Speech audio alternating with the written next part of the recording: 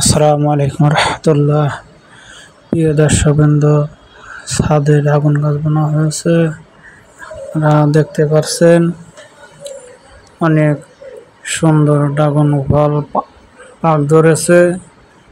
আপনারা দেখতে পাচ্ছেন ছাদে টবের ভিতরে ড্রাগন গাছ বানা হয়েছে। আপনারা দেখতে পাচ্ছেন অনেক সুস্বাদু ড্রাগন ফল ছাদে সংগ্রহ করা হয়েছে। রঙের দামে ড্রাগন গাছ বললে খাওয়া যাবে, অনেক সুস্বাদু, অনেক ধরা ধরে।